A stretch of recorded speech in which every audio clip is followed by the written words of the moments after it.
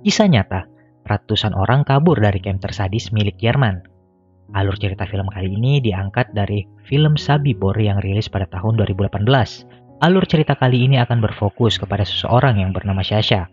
Dia adalah salah satu tawanan yang berada di camp Sabibor milik Jerman, yang terkenal dengan penuh penyiksaan dan tidak manusiawi. Tapi sebelum memulai videonya, seperti biasa saya ingatkan agar subscribe dulu channel ini, karena subscribe kalian sangat penting untuk perkembangan channel ini. Kalau sudah, yuk kita mulai videonya. Film dimulai dengan memperlihatkan orang-orang turun dari kereta. Mereka semua adalah tawanan yang akan ditahan di camp Sabibor. Setelah semua tawanan turun, mereka dikumpulkan di suatu ruangan. Di sana mereka dipisahkan berdasarkan yang memiliki keahlian dan tidak. Orang yang memiliki keahlian akan diperdayakan di camp tersebut, sedangkan yang tidak memiliki keahlian dipisahkan lagi berdasarkan jenis kelamin. Setelah dipisahkan, tawanan perempuan yang tidak memiliki keahlian disuruh pindah ke suatu tempat untuk membersihkan badannya. Para perempuan ini disuruh mandi demi kesehatan dan menghindari wabah virus tifus pada zaman itu.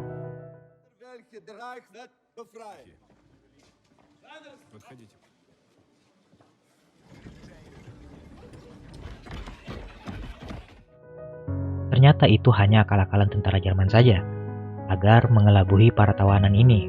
Faktanya, mereka dimasukkan ke tempat permandian untuk dimusnahkan. Pada saat semua wanita sudah masuk ke ruangan permandian, salah satu pasukan Jerman mulai memutar keran air. Bukannya air yang keluar, tapi gas beracun yang keluar dari pipa-pipa air yang ada di ruangan itu. Tidak butuh waktu yang lama, para wanita yang ada di dalam langsung tewas karena menghirup gas beracun tersebut.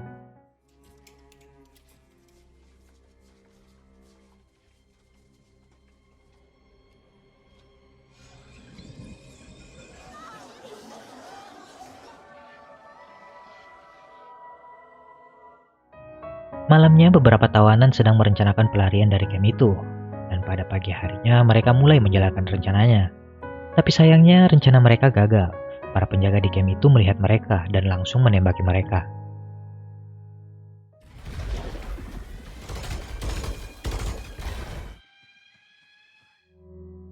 Setelah kejadian itu, para tawanan dikumpulkan dan diberikan hukuman yang sangat kejam.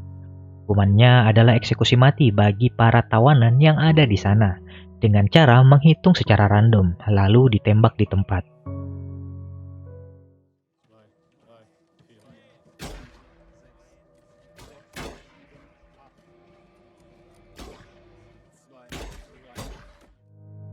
Keesokannya, seseorang tawanan yang bernama Leo menemui Sasha. Pada saat bekerja, Leo meminta ke Sasha untuk memimpin pelarian dari camp itu, karena dia tahu Sasha adalah bekas pasukan Uni Soviet. Leo percaya kalau Sasha dapat memimpin dan mengarahkan teman-temannya jauh lebih baik dalam misi pelarian ini. Leo juga bercerita kalau dia dan teman-temannya sudah beberapa kali mencoba melarikan diri dari camp itu, tapi sayangnya mereka selalu gagal. Syukurnya mereka tidak tertangkap. Sebenarnya Sasha tertarik, tapi dia butuh waktu untuk memutuskan ingin ikut atau tidak.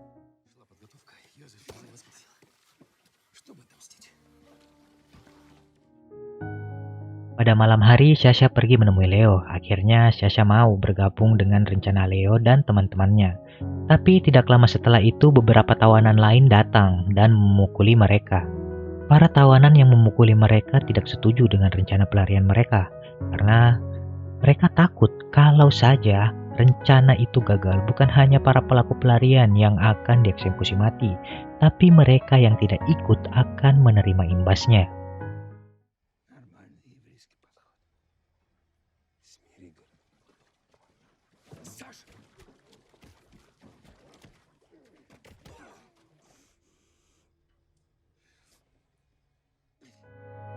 Pada hari Minggu pagi, para tawanan pria dikumpulkan di stasiun kereta barang untuk mengangkut dan memindahkan barang dari kereta Jerman.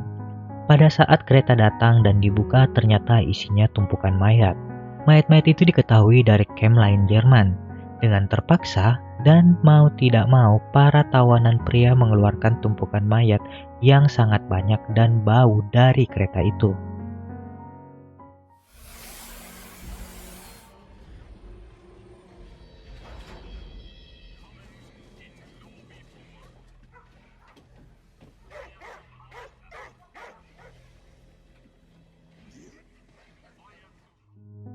Sore harinya setelah memindahkan mayat, Sasha dan teman-temannya yang sudah tidak tahan mulai membuat rencana pelarian.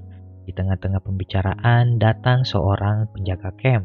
Mereka semua khawatir karena bisa saja orang ini akan melaporkan tindakan Sasha dan teman-temannya. Tapi ternyata penjaga ini malah mendukung mereka dan memberikan beberapa informasi detail tentang camp Sobibor.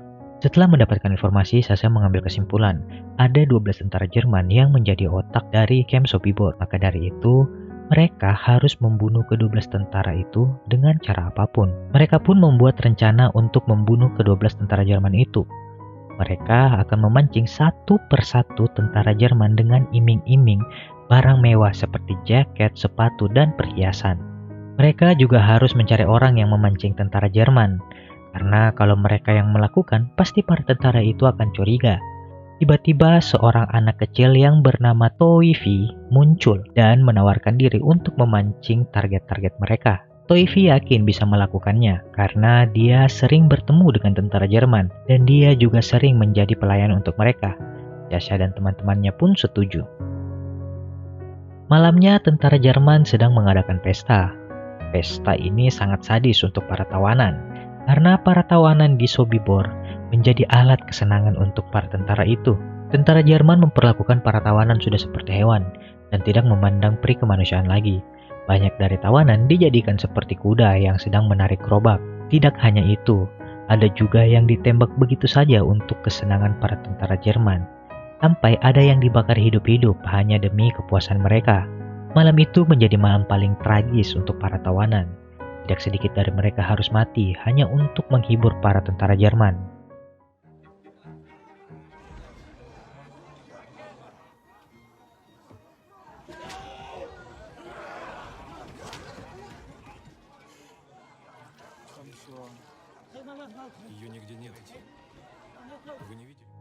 Esoknya Toifi, Sasha, dan lainnya mulai menjalankan rencana mereka. Toifi mulai membawa satu persatu target mereka ke dalam sebuah ruangan. Dengan iming-iming, dia mempunyai jaket yang bagus dan hal-hal menarik lainnya. Singkatnya, satu persatu target mereka berhasil dilumpuhkan. Hingga tersisa satu target saja yang harus mereka lenyapkan yang bernama Beck.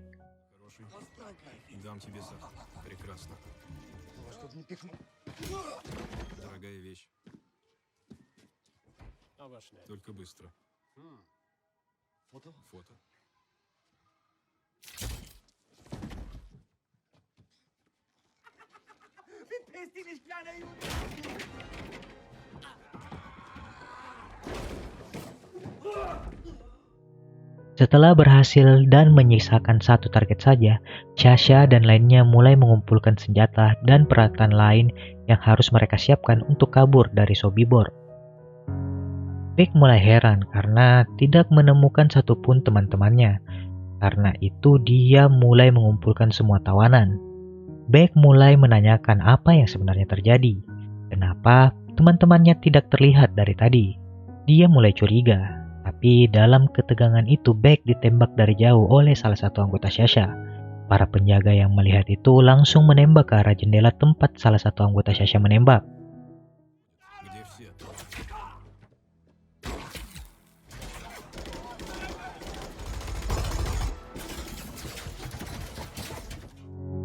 Di tengah suara tembakan mesin itu, Sasha dan anggotanya mulai menjalankan rencana. Pertempuran di camp Sobibor tidak terhindarkan lagi. Sasha dan anggotanya memerintahkan agar para tawanan mulai berlari dan kabur dari camp Sobibor. Sedangkan Sasha dan lainnya berusaha menahan tentara Jerman dan melawan balik agar para tawanan lain bisa pergi dari sana. Tapi perlawanan itu juga harus memakan korban. Beberapa anggota Sasha harus mati dan terkena tembakan.